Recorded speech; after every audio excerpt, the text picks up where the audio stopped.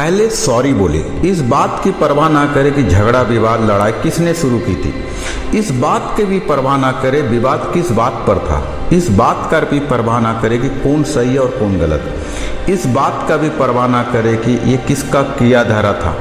सच तो यह है कि आप दोनों ही गंदे बच्चे जैसा हरकतें कर रहे हैं और आपको फौरन अपने अपने कमरे में चले जाना चाहिए।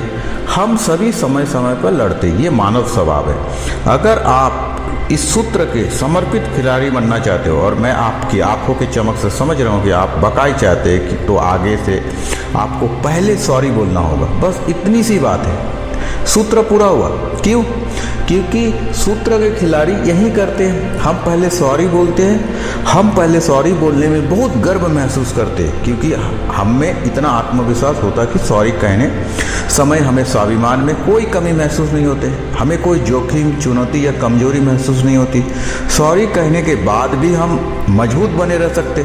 सॉरी करने के बाद भी हम अपने गरिमा और सम्मान बरकरार रख सकते।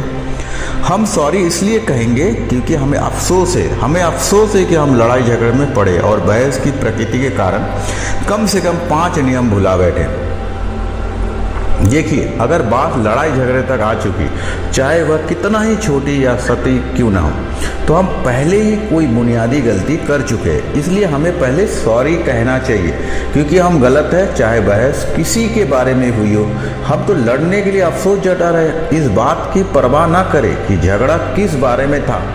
हम तो पहले सॉरी इसलिए कह रहे क्योंकि हम सभ्य, दयालु, उदार, गरिमामय, परिपक्व, समझदार और अच्छे हैं।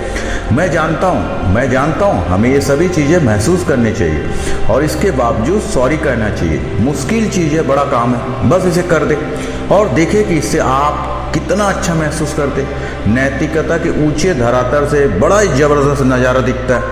और अगर आप दोनों ही ये सूत्र पढ़ रहे तो क्यों है भगवान, तब तो आपको ये बात एक दूसरे को नहीं बतानी चाहिए। नियम 1, बल्कि पहले सॉरी बोलने के लिए दौड़ पड़ना चाहिए। दिलचस्प हो सकता है, मुझे बताएं कि आपके संबंध कैसे हैं। सॉरी कहने के कई फायदे हैं, भले ही ये आपके गले में थोड़ी अटकती हो।